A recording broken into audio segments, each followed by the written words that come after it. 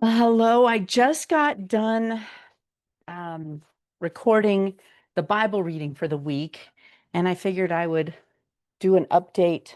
Maybe that's what I'll do is a weekly update.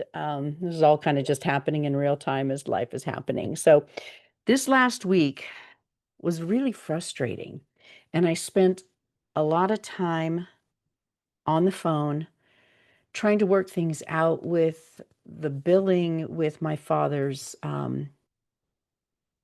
nursing facility that he's in. So what ended up happening is on the 14th, so a little over a week, almost 2 weeks ago. On the 14th, the doctor in the facility deemed that he didn't need to be there. There's certain criteria for being in a nursing facility, a skilled nursing facility. And so the doctor deemed that he didn't meet the criteria to be there. And so they sent him what's called a nomnic. And it's, that and so in his insurance, because he doesn't need to be there, was going to stop paying for it. And so we had till like the 17th to file an appeal.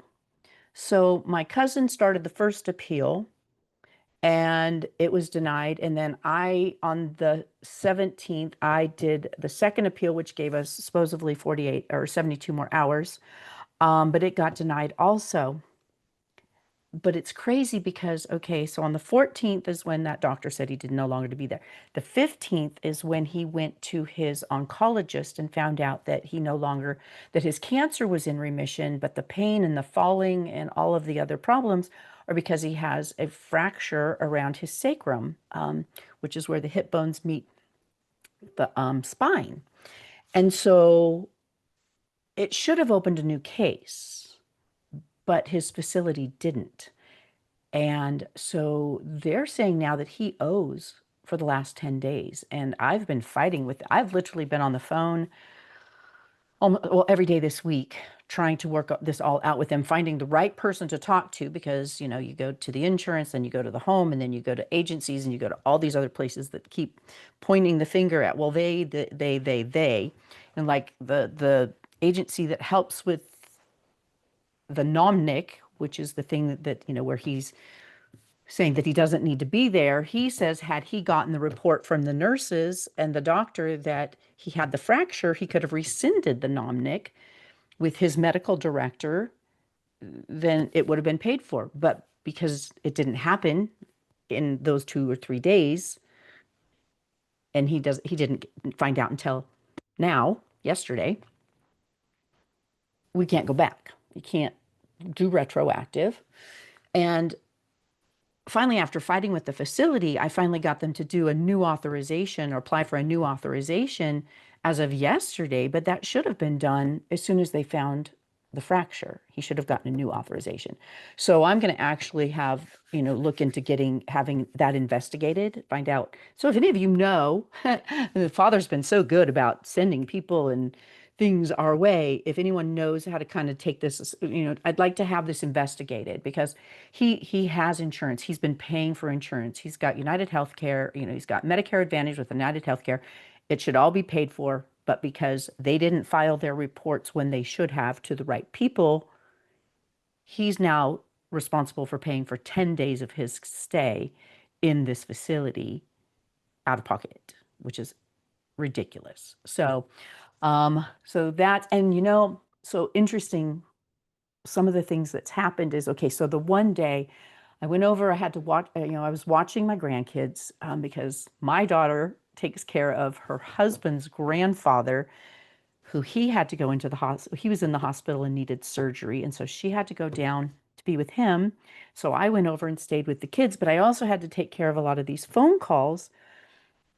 And by the end of the day, I was pissed. I was angry. And then I got home and and FedEx had delivered a bunch of packages and left them on the outside of my gate that opens outwards. So I couldn't even open my gate to get into my yard. And they were big, heavy things I couldn't move. And I started, well, yeah, it actually was at that point. I started dropping the F bomb. I was pissed. My old vocabulary came back with a vengeance and I started complaining. And it's really interesting what happens when you start complaining. Because when you start complaining, you're focusing on the things that you're angry about. You're aligning yourself with the enemy, with Satan, with the evil side.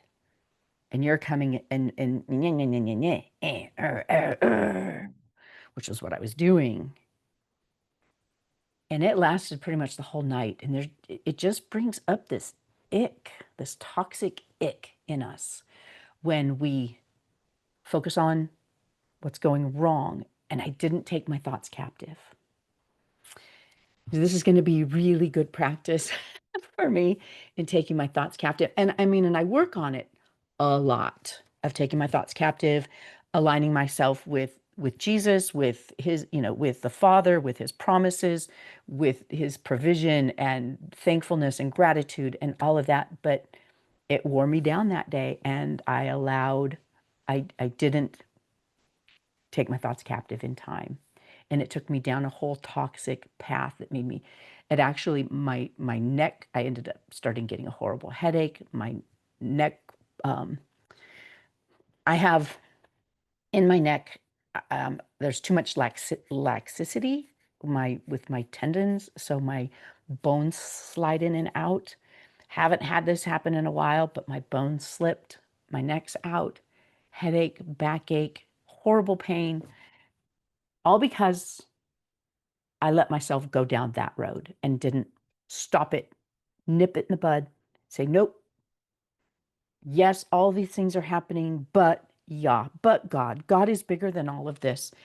And he is, he is, he is refining and rubbing off the rough spots. And I have a lot of rough spots to rub off. Like one friend said, she's like, sometimes he knocks whole pieces off. My friend Michelle, because she's a rock hound. She loves rocks.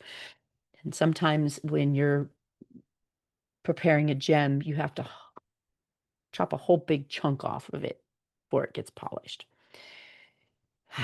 So that's what we're doing. So, I have to continuously remember to count it all joy. Count it all joy. Going through the fiery trials, count it all joy. He who endures till the end will be saved. Continue in the word, continue in the word, continue in the word, continue to align myself with faith, trust that he will provide. He is in control. And these minor inconveniences are minor inconveniences, temporary, frustrating as it is. But, we have a beast nature as humans. We have a beast nature and we have a spiritual nature. And our spiritual nature, just like how a lot of the second born ended up with the promises and the birthrights and everything, like Esau and Jacob, they have the two different, and Esau was more of the beast nature and Jacob was more of the spiritual nature. And the second born ended up ruling over Esau. And that's kind of, we've got our beast nature we were born with, and we had our spiritual nature that we were born into the kingdom. And that spiritual nature needs to rule over that beast nature, that base nature that wants to take offense and lash out and look at the bad and chew on it and get ugly about it. So that was the thing I learned this week is I've got to continuously stay on guard and take my thoughts into captivity and align myself with faith, hope, trust, and the goodness of my creator, the goodness of my Father, God, and all that he's promised, and not allow myself to be sucked into offense and anger and frustration and getting pissed off, which is what the enemy wants us. He wants us down in that beast nature, that animalistic, no. So anyway, that's where we're at this week. I have lots of phone calls to make next week to continue. We're going to start probably later today. We're going to start demo of the bedroom, which I'll be sharing on Instagram and on YouTube also, as we demo the one wall and put a big 5-6 foot door in, walkway in there so he can access the bathroom. And yeah, just as this process moves and goes together. Oh, and my dad had an ortho oncology appointment for the fracture. It wasn't scheduled until November 3rd, and my cousin Stacy was able to get it moved up to this next week, Tuesday. Oh, thank you, Father. And that's with Duke University back in, well, they're in North Carolina, so they're going to Duke to a doctor in Duke at Duke. And so hopefully that, that will give us an idea of what they can do to help his fracture heal so that he can, get strong enough. His physical therapist out there in the home that he's in basically said he needs to be there a whole nother month now to build up his strength to be able to come home. And it all has worked out to where my new cousin that I met, that we make an awesome team, her and I, man, we've been taking care of business. Um, we're very aligned, very like-minded. It's awesome. I've never met her. I didn't know anything about her. And the thing I can't wait. I want to talk to her about my grandparents because I know nothing about my paternal grandparents. I know that my grandfather died from colon cancer, and I guess my grandmother was quite eclectic. But I know nothing else. I have a picture, brings me to tears. I have a picture. I guess she was quite crafty, and I have a picture, and I'll share it at some point. Of this really beautiful. I mean, I don't know. It's like a Victorian home or a church or something, but my dad gave that to me. But I have no pictures of her, and I know in going through my dad's things that we came across a shoebox that had pictures of her. So I need to make sure that my cousin Stacy is able to find that box and send it back with him because I would really like some pictures of my grandparents.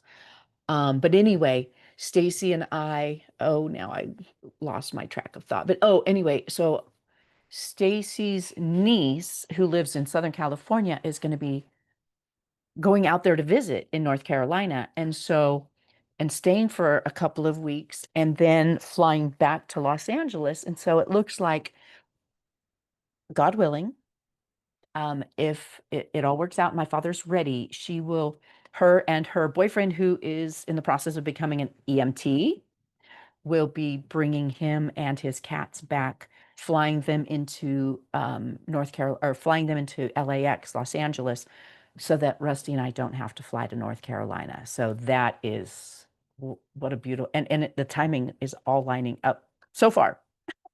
We are still continuously staying prepared for everything to shift. We're allowing everything because everything's becoming very fluid. So we are keeping ourselves in a position of everything can change, and we know that. So, but currently, everything, yeah, right. Actually, I know. No, this is I'm for YouTube. So, It's gonna change. yeah, Rusty and I are learning very well how to live very fluid and having everything change. Because originally, like, we were supposed to go get him in 2 weeks, and then it went to 2 months, and then it went to 3 weeks, and then now it's at a month, and it's just like it's going to happen when it's going to happen, and the Father's going to provide. But currently, what a beautiful provision to be able to, just so happens that, his niece, great niece, I guess, it's his sister's daughter's daughter that's going to be going out there, and they're going to be bringing him and his cats back. Currently, that's the plan. So we have a month to pull it all together, and it actually is coming together quite beautifully. I'll do an update on the shed. We got, not right now, no. Oh yeah, you know what? You can go ahead. I don't think, here, I'll turn it this way. Yeah, oh yeah, there you go. He had to walk by, and he didn't have a shirt on. So anyway, so I'll do an update on the shed. We got the doors in. That's what the packages that FedEx left out there and shelves that UPS left out there.